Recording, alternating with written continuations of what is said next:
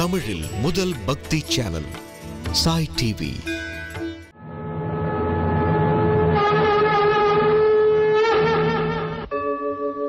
यदा यदा हि धर्मस्य ग्लानिर्भवति भारत अभ्युत्थानम् अधर्मस्य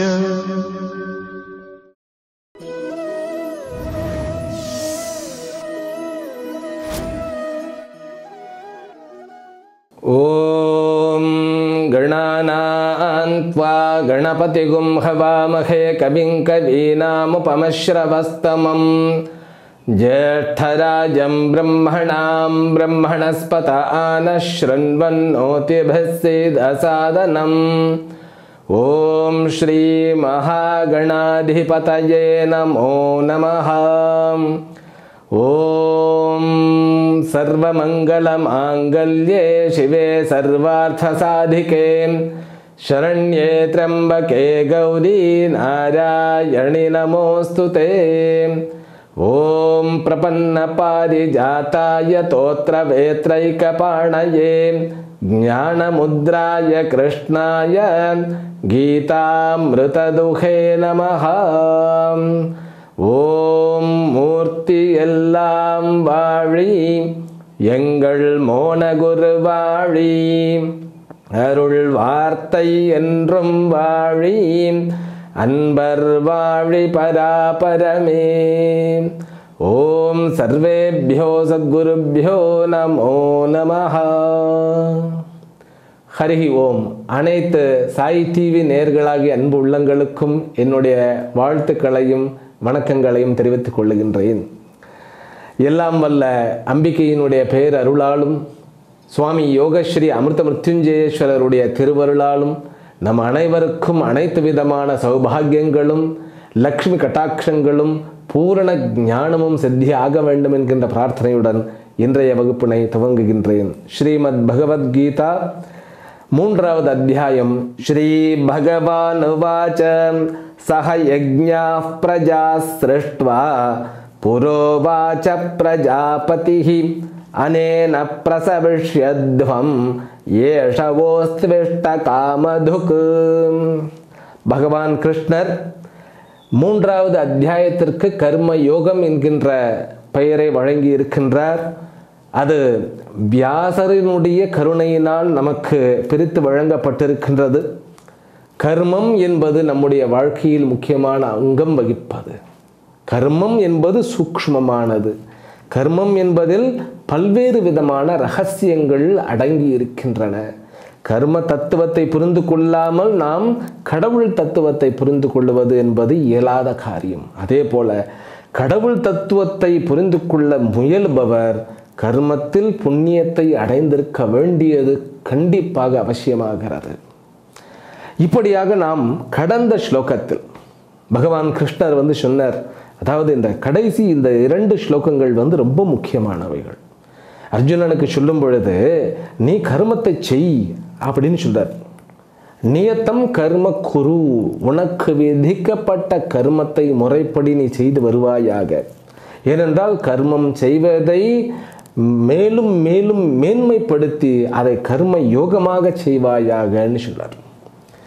கர்மம் செய்யாமல் ஒரு காலம் இருப்பதற்கு நினைக்காதே அப்படின்னார். அப்போ கர்மத்தை பற்றி யார் ஒருவர் புரிந்து கொள்ள வேண்டும் என்று நினைக்கின்றார்களோ அவர்கள் சோம்பேறியாக சுற்றித் திரிவதில் மனதை லயப்படுத்தக்கூடாது. கர்மம் செய்ய வேண்டும் அப்படிங்கிறதுல எல்லாருக்கும் ஒரு கசப்பு இருக்கிறது. அதனால தான் நான் என்ன சொன்னேன்னா, ஆரம்பிக்கும் பொழுதே எல்லாமே சண்டே பீப்புள்லாம் என்ன அர்த்தம்? Waiting for Sunday. அப்போ வீக்கெண்டு மண்டே எப்போ வருமோ, ஆஃபீஸுக்கு எப்போ போவேனோ அப்படின்னு யாருமே வெயிட் பண்ணுறதில்ல. எப்போ சாட்டர்டே வருமோ, அதுவும் second Saturday R 4th Saturday வருமோ, ஞாயிற்றுக்கிழமை எங்கேயாவது வெளியே ப்ரோக்ராம் போட்டுக்கிட்டு போகுமோன்னு தான் நம்ம நினைப்போமோ ஒழிய நாம் வேலையில் நம்முடைய பற்றை வைப்பது என்பது மிகவும் குறைவு. இல்லைன்னு சொல்ல முடியாது, மிகவும் குறைவு. அது சில பேருக்கு வாய்க்கும், அதுவும் கூட பற்றோட வாய்க்கும் இல்லையா? அதனால தான் பகவான் கிருஷ்ணர் என்ன சொன்னார், உனக்கு விதிக்கப்பட்ட கர்மத்தை முறையாக செய்ய வேண்டும். அந்த முறை என்பது கர்மத்தை யோகமாக செய்ய வேண்டும். அந்த கர்மமே ஏணிப்படியாக உனக்கு மாற வேண்டும். அப்படிப்பட்ட ரகசியத்தை புரிந்து கொண்டு நீ செய்ய வேண்டும்னு சொன்னார். அப்போ மனிதன் முன்னேறுவதற்கு எது படிக்கற்களாக அமைகிறதுன்னு சொல்லி கேட்டா, நமக்கு ஞானம் கர்மம் இரண்டும் அவசியமாகிறது. அதனால தான் இந்த அத்தியாயம் ஆரம்பிக்கும் பொழுதே லோகேஸ்மின் விவிதா நிஷ்டா புரா புரோக்தா மயானக ஞானயோகேன சாங்கியானாம் கர்மயோகேன யோகினாம் அப்படின்னு சொன்னார். இந்த உலகத்தை படைக்கும் பொழுதே இந்த உலகத்துடன் சேர்ந்து 2 விதமான வாழ்க்கை முறைகளும் என்னால் கூறப்பட்டன அப்படின்னு சொன்னார். அது என்ன அப்படின்னா, கர்மத்தை பயன்படுத்தி பக்குவம் அடைதல், அந்த பக்குவத்தினோடு ஞானத்தை பயின்று அதில் முறைப்படி சித்தி அடைதல். அதுதான் அவ்வை பாட்டி சொன்னார் இல்லையா, அரிது அரிது மானிடராய் பிறத்தல் அரிது, அதிலும் கூன் குருடு செவிடு பிறடி நீங்கி பிறத்தல் அரிது, கூன் குருடு செவிடு பிறடு நீங்கி பிறந்த காலையும் ஞானமும் கல்வியும் நயத்தல் அரிது அப்படின்னு சொன்னார் இல்லையா. அந்த ஞானமும் கல்வியும் அப்படின்னா உலகியல் அறிவையும் ஆன்மீக அறிவையும் ஒரு சேர்ந்த கற்றுக்கொள்ளுவதுன்னு அர்த்தம். அப்படிதான் பகவத்கீதையும் சொல்லுகிறது. அந்த கர்மத்தில் இருக்கக்கூடிய சூக்ஷ்மங்களை புரிந்து கொள்ளும் பொழுது அந்த சூக்ஷ்மங்களை நான் ஏற்றுக்கொண்டு அந்த கர்மத்தை மாற்ற முடியும். அதற்குண்டான ரகசியம்தான் கடந்த ஸ்லோகத்தில் பகவான் கிருஷ்ணனால் கூறப்பட்டது. கர்மத்தை யஜ்ஞ பாவனையுடன் செய்வாயாக. ஏனென்றால் கர்மத்தினுடைய போக்கு, இயல்பு, சுபாவம் உன்னை பந்தத்திற்குள் ஆழ்த்துவது அப்படின்னார். எப்படி? கர்மம்னு ஒன்று ஆரம்பிச்சிட்டாலே போதும், அதில் கர்ம பந்தம் வந்துடும், தப்பிக்க முடியாது, யாருமே தப்பிக்க முடியாது. எல்லாருமே என்னன்னு கேட்டால், யாரும் நம்மளை கழுத்தை பிடிச்சிக்கிட்டு நிற்கலையே. உங்களை இங்கேருந்து ரிஷிகேஷுக்கு போகிறதுக்கு யாராவது தடுத்துட்டு இருக்காங்களா என்ன? இல்லை, அப்பா கேட்பார் அம்மா கேட்பார்னா ஃபிசிக்கலாக தடுத்து நிறுத்த முடியுமா என்ன? நீங்கள் போய் உங்களை பிஸ்னஸ் பண்ணுறதுக்கு யாராவது தடுக்கிறாங்களா? நீங்கள் போய் யாராவது ஏதாவது பண்ண வேண்டாமே ஏதாவது சொல்லுகிறார்களா? அல்லது நீங்கிருந்து அதாவது வாழ்க்கையை திறந்து போகக்கூடாதுன்னு யாராவது சொல்கிறாங்களா? அதுவும் இந்தியாவில் அதெல்லாம் ஏற்றுக்கொள்ளப்பட்டது தானே. நாம் தான் நம்மை கட்டு வைத்துக் கொள்கின்றோம். அதுதான் சுவாமிகளே இப்படி சொல்லும்போது சங்கடமாக இருக்கு, யாரும் நிறுத்தலைன்னு சொல்கிறீங்களே, ஆனால் பாசம் இருக்கிறதா இல்லையோ அப்படின்னாக்கா அங்கே தான் இருக்கிறது விஷயம். பாசம் இருக்கிறது, அந்த பாசத்தை பந்தமாக மாற்றிக்கொள்வது யாருன்னா நம்ம தான். அதனால தான் ஜாக்கிரதையாக புரிந்து கொள்ள அப்படிங்கிறார். கர்மத்தை செய்ய வேண்டும். ஒரு தந்தையாக இருந்து, தாயாக இருந்து, அண்ணனாக இருந்து, அல்லது சகோதரனாக இருந்து, நண்பனாக இருந்து, சமூகத்தை பற்றிய அக்கறை கொண்டவனாக இருந்து அத்தனை பேருக்கும் முறைப்படி கடமையை செய்ய வேண்டும். ஆனால் அதில் எதிர்பார்க்கின்ற அந்த மனப்பான்மையை மாற்ற வேண்டும், யஜ்ஞமாக செய்ய வேண்டும்னு சொல்லிட்டார். யஜ்ஞ பாவனையுடன் செய்ய வேண்டும். ஏனென்றால் கர்மம் என்பது ஆபத்தானதுன்னு சொல்லிட்டு, இதுதான் ஒரே ஒரு வழி. அதுதான் நானிய பந்தாயனாய வித்யத்தேன்னு சொல்லி புருஷ சூக்தத்திலே சொல்லப்பட்டிருக்கு. இதுதான்ப்பா வழி, வேற வழி கிடையாது. இந்த உலகத்திலிருந்து நீ கரை ஏற வேண்டுமா, இதுதான் வழி. எது வழி? பெரியோர்கள் சொன்னபடி ஞானத்தையும் கர்மத்தையும் நாம் கற்றுக்கொள்ளுவது. அப்போ யஜ்ஞம் என்றால் என்னன்னு தெரிஞ்சாதான் யஜ்ஞ பாவனை என்பது நமக்கு புரியும் என்பதற்காக இவர் என்ன சொல்லிட்டார் அப்படின்னா, 10வது ஸ்லோகத்தில் யஜ்ஞம் என்பது என்ன, எங்கிருந்து ஆரம்பிக்கப்பட்டது, எப்பொழுது ஆரம்பிக்கப்பட்டதுன்னு சொல்லுகிறார். அதில் இன்னொன்று சொல்லிட்டார், இந்த கர்மத்தை முறையாக யஜ்ஞ பாவனையுடன் செய்வதனால் உனக்கு பற்று என்பது நீங்குகிறது, நிறை நிலை என்பது அடையப்படுகிறது என்பது மறை நூல்களினுடைய சாற்று அப்படின்னு சொல்லிட்டார்.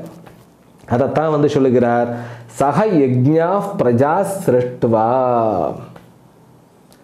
அவர் சொல்லுகிறார், பிரஜாபதிஹி உயிர்களை படைத்த இறைவன். உயிர்களை படைத்த இறைவன் சொன்ன உடனே நமக்கு ஞாபகம் வரணும், யார் படைத்தல் என்கின்ற தொழிலை செய்கிறார் அப்படின்ன உடனே பிரம்மாஜி அப்படின்னு ஒரு ஞாபகம் வரணும். பிரம்மன் என்பது வேறு, பிரம்மாஜி என்பது வேறு. பிரம்மாஜி, நான் அதற்காக தான் ஜி போட்டிருக்கேன். பிரம்மா அப்படிங்கிறதே போகிறோம். ஆனால் நான் ஏன் ஜி போடுகிறேன் அப்படின்னா, அப்போ தான் நமக்கு தெரியும், ஓ அவர் ஒரு கடவுள், அவர் படைக்கும் கடவுள் அப்படிங்கிறது நமக்கு புரியணும்.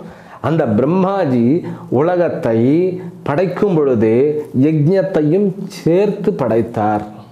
உலகம் அப்படிங்கிறது இங்கே என்ன சொல்லுகிறாருன்னு கேட்டால், மக்களையும் அதாவது உயிரினங்களையும் யஜ்ஞங்களையும் சேர்த்தே படைத்தார் அப்படின்னு சொல்லிட்டார். இதெல்லாம் பிரமாணம். இந்த ஸ்லோகங்கள் எல்லாம் பகவானினுடைய திருவாயிலிருந்து மலர்ந்து அருளிய தேன் வார்த்தைகள். இதெல்லாம் யஜ்ஞம் என்பதை யாருப்பா கண்டுபிடித்தார் அப்படின்னா, இந்த ஈக்குவேஷன் இருக்கிறதோ இல்லையோ மேத்ஸில், அதை யார் கண்டுபிடித்தார்கள்னாக்கா நம்ம யாரையாவது பேரை சொல்லுவோம். ஆனால் இந்த உண்மைகள் அத்தனையுமே மேத்ஸ் என்பது ஒரு முறை, ஆனால் அதனுடைய அடிப்படை தத்துவங்களை யாராலும் உருவாக்க முடியாது. அதனால தான் இந்த சமாச்சாரங்கள் எல்லாம் மிகவும் ஒரு முறைப்படி நாம் புரிந்து கொள்ள வேண்டியது அவசியமாகிறது. இதில் என்ன சொல்லப்படுகிறது?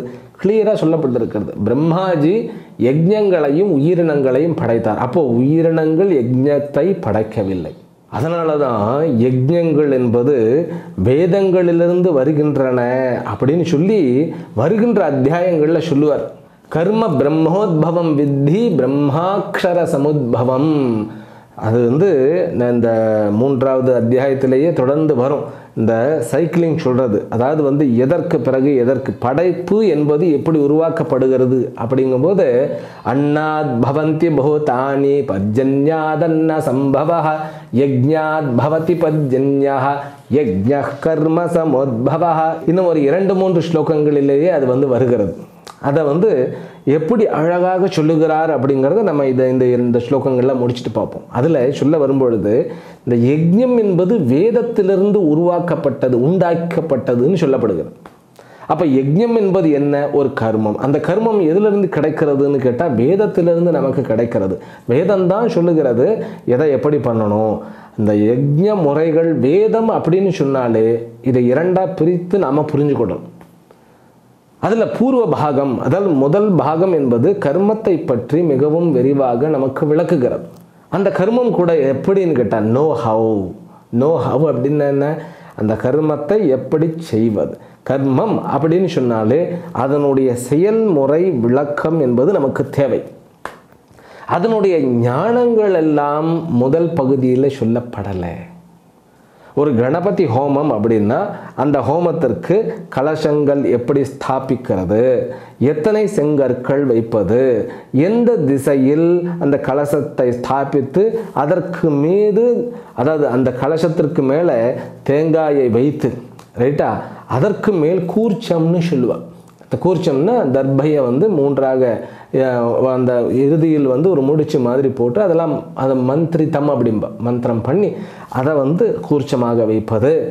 பிறகு என்ன, அந்த ஹவிஸ் என்ன யஜ்ஞங்களில் போடப்பட வேண்டிய சமாச்சாரங்கள் என்பதையும், யார் எங்கு எப்படி எந்த திசையில் உட்கார வேண்டும் என்பதையும், எந்த மந்திரத்தை எந்த கடவுளுக்கு எந்த விஷயத்திற்காக செய்ய வேண்டியது என்பதையும் இவைகள் அத்தனையும் சொல்கிறது. இப்போ மகன்கள் இல்லையா, அதாவது வாரிசுகள் இல்லையா, பிள்ளை பேறு இல்லையா, அதற்கு புத்திர காமேஷ்டி யாகம் என்பதை செய்ய வேண்டும். மழை இல்லையா, வருணனுக்கு ஹோமம் செய்ய வேண்டும். இப்படி ஒவ்வொரு சமாச்சாரத்திற்காகவும் ஒவ்வொரு இதெல்லாம் சடங்குகள்னு சொல்லிவிடுவோம். சடங்குகள் அப்படிங்கிறது ரொம்ப அழகான பெயர். ஆனால் அந்த சடங்குகள் இறப்பான, அதாவது டெட் மெட்டீரியல்னு சொல்லிட்டா. இப்போ இருக்கிற இந்த ஜெனரேஷனில் நிறைய பேர் என்ன சொல்லிட்டான்னு கேட்டால், இந்த சடங்குகள்லாம் வெறும் சடங்குகள் தான், அவைகளில் உயிர் இல்லைன்னு சொல்லிட்டார். இந்த சடங்குகளுக்கு உயிர் கொடுப்பவர் அந்த சடங்கினை செய்பவர் தான். இப்போ ஒருத்தர் அந்த சடங்குகளுக்கு சம்ஸ்கிருதத்தில் ரொம்ப அழகான பெயர் இருக்குது. அந்த பெயரை தான் நம்ம பயன்படுத்தணும். அனுஷ்டானம். அந்த அனுஷ்டானத்தை யார் பண்ணுகிறாரோ அந்த அனுஷ்டானத்திற்கு அவரே உயிரையும் கொடுக்கின்றார், அந்த அனுஷ்டானத்திற்கு பலனை அவரே விளைவிக்கின்றார். எவ்வளவு அழகான ஒரு சமாச்சாரம். அதுவும் மிகவும் அழகாக தெளிவாக முறைப்படி, அதாவது அந்த சட்டத்திட்டங்கள்லாம் மிகவும் அழகாக இந்த அண்ட சராச்சரங்களினுடைய ஒவ்வொரு அசைவையும் கணித்து அதற்கேற்றாற் போல அமைக்கப்பட்டது அது. அதனால தான் அந்த யஜ்ஞத்தை யஜ்ஞ குண்டம் அமைக்கும் பொழுதே எந்த இடத்துல அமைக்கிறது, வாயுவில் அமைக்கிறதா, ஈசான்யத்தில் அமைக்கிறதா, அல்லது இந்திர பாகத்தில் அமைக்கிறதா, அல்லது அக்னியில் அமைக்கிறதா, யமனில் அமைக்கிறதா, இதெல்லாம் சமாச்சாரம் இருக்கிறது. இப்போ நான் சொன்ன பேரெல்லாம் எல்லாருக்கும் தெரியும். இதெல்லாம் திசைகளினுடைய தேவதைகள்னு. ஏன் திசைகளுக்கு ஒரு தேவதைகளை நம்ம ஃபிக்ஸ் பண்ணுறோம்? ஒரு திசை அப்படிங்கிறது முதல்ல திசை என்பது இருக்கிறதான்னு யோசனை பண்ணுவோம். கிழக்கு அப்படின்னு சொல்கிறோம். கிழக்கு என்பது இருக்கிறதா? கிடையாது. ஆனால் அந்த கிழக்கு என்கின்ற ஒரு முறையை உருவாக்கி, அந்த கிழக்கு என்பது திசை, அந்த கிழக்கிலிருந்து வரக்கூடிய சமாச்சாரம் அத்தனையுமே நமக்கு பாசிட்டிவாக, எனக்கு நேர்மறையாக அமைய வேண்டும் என்பதற்காக கிழக்கை ஒரு தேவதையாக உருவகப்படுத்தி, அந்த தேவத்தை இப்போ நான் ஒரு உருவம் கொடுத்துட்டேன்னாக்கா அந்த உருவத்திற்கு மந்திர யந்திரங்கள்லாம் கொடுத்து அந்த உருவத்தோட நம்மளால் கம்யூனிகேட் பண்ண முடியும், நம்மளால் பேச முடியும். நம்மால் அந்த உருவத்திற்கு பூஜை முதலியவைகள் செய்வதன் மூலமாக, அந்த உருவத்தின் மூலமாக அந்த திசையை நாம் தொடர்பு கொள்ள முடியும். இதில் என்ன தவறு இருக்குது? இதில் என்ன குறை இருக்குது? இதில் என்ன மூட நம்பிக்கை ஆயிடுச்சு? நம்ம நியூட்ரான், எலக்ட்ரான், புரோட்டான் அப்படின்னு சொல்லிட்டு அந்த ஆட்டம், மாலிக்யூல், பார்ட்டிகல்ஸ், இந்த வார்த்தைகளுக்கெல்லாம் என்னப்பா பொருள்? இந்த வார்த்தைகள்லாம் சயின்ஸினுடைய வார்த்தைகள். அப்போ எங்கே அர்த்தம் பார்க்கறது? சயின்ஸில் தான் பார்க்கணும். அப்போது இந்திரன், அக்னி, வருணன் இவைகளெல்லாம் எங்கே? மெகா சயின்ஸ் என்று கூறப்படுகின்ற வேதத்தினுடைய வார்த்தைகள். இவைகளுக்கு நீ அர்த்தம் பார்க்க வேண்டும் அப்படின்னா வேதத்தை படிக்க வேண்டும். வேதத்தை படித்து அதை பயன்படுத்தி அதில் பிரயோஜனம் இருக்கின்றதா இல்லையா என்பதை தெரிந்து கொண்டுதான் அதை தவிர்க்கவோ ஏற்கவோ மறுக்கவோ முடியும். அப்படித்தான் பண்ணணும். அப்படி பண்ணுறோமான்னு கேட்டால் இல்லை, கிடையாது. நான் பழசெல்லாம் பழைய பஞ்சாங்கம்பா. பழைய பஞ்சாங்கம்ங்கிறது எவ்வளவு பெரிய சமாச்சாரம் தெரியுமா? எவ்வளவு விஞ்ஞான வளர்ச்சி அடைந்தாலும் பஞ்சாங்கத்திற்கு நிகராக நம்மால் ஒன்றுமே கண்டுபிடிக்க முடியாது. நாம் எவ்வளவு சயின்ஸில் டெவலப்மெண்ட் ஆயிருந்தாலும், மொபைலில் எவ்வளோ வளர்ச்சி கண்டிருந்தாலும் பஞ்சாங்கத்திற்கு நிகராக ஒரு சமாச்சாரத்தை நம்ம கணக்கை கண்டுபிடிக்க முடியாது. பஞ்சாங்கத்தினுடைய துணை கொண்டு நாம் நிறைய கண்டுபிடிக்க முடியுமே ஒழிய பஞ்சாங்கத்துக்கு நிகராக கண்டுபிடிக்க முடியாது. அப்படி ஒவ்வொரு பூஜையும் அந்த கர்ம காண்டம் அப்படின்னாக்கா வேதத்திலிருந்து வந்தது. வேதம் யார் சொன்னது? வேதங்கள் அபௌருஷேயங்கள் என்று சொல்லப்படுகின்றன. அபௌருஷேயங்கள்லாம் என்னப்பா? பௌருஷேயம் அப்படின்னாக்கா மேன் மேட் அப்படின்னு அர்த்தம்.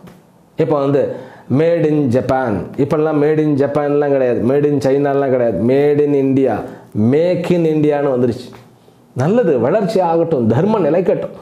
அப்போது மேட் இன் சம்வேர் அப்படின்னு அந்த மேக்கிங்க்கு நம்ம ஒரு வேல்யூ கொடுக்குறோம் இல்லையா? அந்த மாதிரி நாட் மேன்மேட், இது மனிதனால் உண்டாக்கப்பட்டது அல்ல. அப்போ வேறு யார் உண்டாக்கினார்கள்? அப்படியே வானத்திலிருந்து கொட்டி எடுத்தா அப்படின்னாக்கா ஆமாம், அது கொட்டி கொண்டே தான் இருக்கிறது. அதை யார் காண்கிறார்களோ அவர்களே கண்டவர்கள் என்று கூறப்படுகிறது. அப்படின்னா என்ன? மந்திர திரஷ்டாக்கள் என்பது அவர்களுக்கு பெயர். இப்போ சர் ஐசக் நியூட்டன் புவியீர்ப்பு விசையை கண்டுபிடித்தாரா, உருவாக்கினாரா? கிரஹாம் பெல் தொலைபேசியை கண்டுபிடிச்சாரா அல்லது அந்த பவரை உருவாக்கினாரா? அவர் எயின்ஸ்டீன் சொல்லுவார். எயின்ஸ்டீன் எலக்ட்ரிசிட்டியை கண்டுபிடிச்சாரா இல்லை உருவாக்கினாரா? இயற்கையில் இருக்கக்கூடிய அந்த சக்திகளை கண்டுபிடித்தது போல, அவர்கள் கண்டுபிடித்தது போல நம்முடைய ரிஷிகள் இந்த இயற்கையில் புதைந்திருக்கக்கூடிய பல்வேறு சமாச்சாரங்களை நமக்கு கண்டுபிடித்து, அதாவது கண்டு நாம் அதை எப்படி தொடர்பு கொள்ள முடியும் என்பதாக அதற்கென்று வழிமுறைகளை வழிவகுத்து யஜ்ஞ யாக ஹோம பூஜை திபா தியானங்களாக நமக்கு முறைப்படுத்தி கொடுத்திருக்கின்றார்கள். நமக்கு புரியலன்னாக்கா அவர்களை அசடுன்னு சொல்லக்கூடாது. அவர்களை அசடுன்னு சொல்லுவதன் மூலமாக நாம் அசடுக்கள் அப்படின்னு சொல்லி நாம் நிரூபிக்கின்றோம். அதனால் வேதங்கள் அப்பௌருஷேயம், வேதங்களிலிருந்து கிடைக்கக்கூடிய யஜ்ஞமும் அப்பௌருஷேயம். அதனால தான் பிரம்மாஜி சிருஷ்டிகர்த்தாவே உருவாக்கினார். சிருஷ்டிகர்த்தா பிரம்மா இங்கே உட்கார்ந்திருக்கிறார் அப்படின்னா தாமரை இதழில் உட்கார்ந்திருக்கின்றார். அந்த தாமரையினுடைய அந்த மூலம் எங்கே போகிறதுன்னு கேட்டால் நேராக போனால் ஒருவருடைய நாபிக்கு போயிடும். அவர் யாருன்னு கேட்டா பூபாதவ்யஸ்ய நாபிர்வியத் அசுர நிலச்சந்திர சூரியௌச்சநேத்ரே. அப்பாடி யாருக்கு பூமி தலையோ இந்த நிலங்கள் காலோ, யாருக்கு ஆகாசம் தலையோ நிலங்கள் காலோ நட்சத்திர மண்டலங்கள்லாம் கண் காதுகளோ அப்படிப்பட்டவர் யாருன்னு கேட்டால் சாக்ஷாத் திருமால் என்று கூறப்படுகின்ற ரங்கநாதன் ஆகிய மகாவிஷ்ணுவே என்பது விளங்கும்.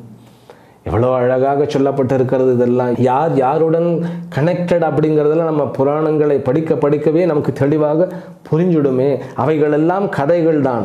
ஆனால் அந்த கதைகளை சிறு குழந்தைகளுக்கு நம்ம சொல்லிக் கொடுக்க அவர்கள் பெரியவர்கள் ஆன உடனே இந்த தத்துவங்களை கற்றுக்கொள்ளும் பொழுது அந்த கதைகள் ஒரு பாத்திரமாக அமைகின்றன. அதாவது தங்கத்தை உருக்கினா அதற்கு தகுந்த மோல்டு வேணும். அந்த மோல்டு தான் இந்த கதைகள். அந்த உருக்கி ஊத்துகின்ற அந்த விஷயங்களை தாங்கி பிடித்து அந்த தகுந்தவனை போய் சேருகிறது இல்லையா, அதற்கு பெயர்தான் அந்த புராண இதிகாச கதைகள். அந்த கதைகள் இவைகளை தாங்குகின்றன, தத்துவங்களை தாங்குகின்றன. அதனால தான் பிரம்மாஜி அப்படின்னு உடனே நமக்கு புரியுறதா இல்லையோ, 4 முகத்தை கொண்ட நான்முக கடவுள் அப்படிங்கிறது புரியுறதா இல்லையா. அவர் இந்த சிருஷ்டியை உருவாக்கும் பொழுது இரண்டையும் சேர்த்து உருவாக்கினார். உருவாக்கி என்ன சொன்னார் அப்படின்னா, அனேன பிரசவஷ்யத்வம் வஹா ஏஷா இஷ்ட காமதுகு அப்படின்னு சொல்லுகிறார். என்ன சொல்றார், இந்த யஜ்ஞமானது உங்களுக்கு காமதேனுவை போன்றது. நீங்கள் கேட்பதையெல்லாம் கொடுக்க வல்லது. இவைகளின் மூலமாக நீங்கள் விருத்தி அடையுங்கள், உங்களை பெருக்கிக் கொள்ளுங்கள் அப்படின்னு சொன்னார்னு சொல்லி இந்த ஸ்லோகமானது சொல்லுகிறது. அதாவது பிரம்மாஜி இப்படி சொன்னார் அப்படிங்கிறத கிருஷ்ண பகவான் நமக்கு கூறுகின்றார். இதனுடைய சூக்ஷ்மம் என்ன அப்படின்னா, யஜ்ஞம் என்பது மனிதர்களுடைய வாழ்க்கைக்கு அத்தியாவசியமானது. அதனால யஜ்ஞம் மட்டுமே அத்தியாவசியமானதுன்னு சொல்லிடக்கூடாது. யஜ்ஞங்கள் பெரும் பங்கு வகிக்கின்றன அப்படிங்கிறதை நாம் புரிந்து கொள்ள முடியும். ஆக இப்போ யஜ்ஞம் என்பது எங்கிருந்து வந்ததுன்னு புரிந்துடுத்து, நமக்கு யார் மூலயமாக வந்தது என்பது நமக்கு புரிந்தது. யஜ்ஞம் என்பது என்னத்தை கொடுக்கும் அப்படிங்கிறதும் நமக்கு தெரிஞ்சிடுச்சு. என்னத்தை கொடுக்கும்? மங்களத்தை கொடுக்கும், நமக்கு போஷாக்கினை கொடுக்கும், நரீஷ்மெண்ட்ஸ்ன்னு சொல்லுவாங்க இல்லையா, அவைகளை கொடுக்கும். அடுத்த ஸ்லோகம், தேவான் பாவயதான் ஏன தே தேவா பாவயந்து வஹ பரஸ்பரம் பாவயந்தஹ ஸ்ரேயஃ பரமவாப்ஸ்யத. பகவான் சொல்லுகிறார், தேவான் பாவயதா நேன அனேன தேவான் பாவயத தே தேவாக பக பாவயந்தோ. நீங்கள் இந்த யஜ்ஞ யாக முறைகளினால் தேவர்களை பாவிப்பீர்களாக. இந்த வார்த்தையை கவனிங்களேன், பாவிப்பீர்களாக. அவர்கள் உங்களை இந்த யஜ்ஞ யாக ஹோமங்களினுடைய அந்த பிரசாதங்களை பெற்றுக்கொண்டு உங்களை பாவிப்பார்களாக. இப்படி ஒவ்வொருவரும் பரஸ்பரம், அதாவது இருவரும் ஆளுக்கால் பாவித்து ஸ்ரேயஹா மேன்மையை அடைவீர்களாக. இந்த பாவனை அப்படின்னா நமக்கு தமிழில் அதற்கு ஒரு தவறான ஒரு அர்த்தம் இருக்குது. பாவனைனாக்கா அப்படியே பாவனை பண்ணிட்டு பாவலா பண்ணிட்டு அப்படியே போயிட்டாம்பா அப்படின்றோம். பாவனை பண்ணுறதுன்னா ஃபேக் இட் அப்படிங்கிறாங்க இல்லையா, ஃபேக்காக பொய்யை ஏதாவது பண்ணுறதுக்கு பேர் பாவனை பண்ணுறது. அப்படியே பாவனை பண்ணிட்டு போயிட்டு. பாவனை என்பதனுடைய அர்த்தம் நமக்கு புரியணும். பாவனை அப்படின்னாக்கா அதுவாகவே மாறுதல். யத் பாவோ தத் பவதி. எத்பாவோ தத்பவதி அப்படின்னாக்கா நீ எதுவாக நினைக்கின்றாயோ, எதுவாக உன்னை நம்புகின்றாயோ, எதுவாக உன்னை அதாவது போஷிக்கின்றாயோ அதுவாகவே மாறுகின்றாய். அந்த பாவனை அப்படிங்கிறதுக்கு பாவம் பாவனை அப்படிங்கிறதுக்கெல்லாம் மிகவும் ஆழமான அர்த்தங்கள் இருக்கின்றன. அப்புறம் அதுவும் இல்லாமல் இந்த வார்த்தைகளை எல்லாம் கிரிட்டிசைஸ் பண்ணுறது, கடவுளுடைய உருவங்களை எல்லாம் கிரிட்டிசைஸ் பண்ணுறது, அப்புறம் இந்த சின்னங்களை எல்லாம் அதாவது திருமண் இடுதல், திரிபுன்றம் இடுதல், குங்குமம் இடுதல், இவைகளெல்லாம் கிண்டல் பண்ணுறது நம் மண்ணில் விளைந்த மக்கள் பண்ணுவது இல்லை. இவைகளெல்லாம் நம்முடைய சனாதன தர்மத்தை புரிந்து கொள்ளாதவர்களினால் செய்யப்படுகிறதுன்னு புரிஞ்சுக்கணும். நாம் அவர்களுடைய பிரெயின் வாஷுக்கு நம்ம பலியாயிடக்கூடாது. அதனால தான் கற்றுக்கொள்ளும் பொழுது மிகவும் அழகாக கற்றுக்கொள்ள பாவயத்தை அப்படின்னாக்கா அவர்களை முறைப்படி நீங்கள் மரியாதை செலுத்துங்கள். பூஜை என்பது உங்களுடைய மரியாதையை செலுத்துதல், நம்முடைய ரெஸ்பெக்டை காண்பிக்கிறது. அதே மாதிரி நம்முடைய பிரார்த்தனையை அவர்கள் முன்பு சமர்ப்பிப்பது. அவர்கள் முன்பு சமர்ப்பிப்பதுன்னு கேட்டால் அவர்களை நாம் பாவிப்பதன் மூலமாக மரியாதை செய்து நம்முடைய கம்ப்ளீட் அந்த ஆட்டிடியூடை நாம் காண்பிக்கின்றோம். அதே போன்று அவர்கள் வாங்கி கொண்டு கண்டிப்பாக பலனை கொடுப்பார்கள். இதைத்தான் சொன்னார். யார் சொன்னார்? உருவாக்கியவரே சொன்னதாக இந்த ஸ்லோகமானது கூறுகிறது. மேலும் இந்த ஸ்லோகத்தை விரிவாக அடுத்த வகுப்பில் பார்ப்போம் என்று கூறி, எல்லாம் வல்ல அம்பிகையினுடைய பேரருளாலும் சுவாமி யோகஸ்ரீ அமிர்த மிருத்யுஞ்சயேஸ்வரருடைய திருவருளாலும் நம் அனைவருக்கும் அனைத்து விதமான லக்ஷ்மி கட்டாட்சங்களும் பூரணமான வாழ்க்கையும் ஆனந்தமும் கிட்ட வேண்டும் என்கின்ற பிரார்த்தனையுடன் இந்த உரையை நிறைவு செய்கின்றேன். ஹரிஹி ஓம். ஸ்ரீ குருப்யோ நமோ நமஹ. ஓம் பூர்ணமதః பூர்ணமிதம் பூர்ணாத் பூர்ணமுதச்யதே பூர்ணஸ்ய பூர்ணமாதாய பூர்ணமேவாவசிஷ்யதே. ஓம் சாந்தி சாந்தி சாந்தி. ஹரிஹி ஓம். ஸ்ரீ குருப்யோ நமஹ. ஹரிஹி ஓம். சாய் டிவி நிகழ்ச்சிகள் உங்களுக்கு பிடிச்சிருக்கா? லைக் பண்ணுங்க, ஷேர் பண்ணுங்க, கமெண்ட்ஸ் பண்ணுங்க, சப்ஸ்கிரைப் பண்ணுங்க. பக்கத்தில் இருக்கிற பெல் சிம்பலை பிரஸ் பண்ணுங்க.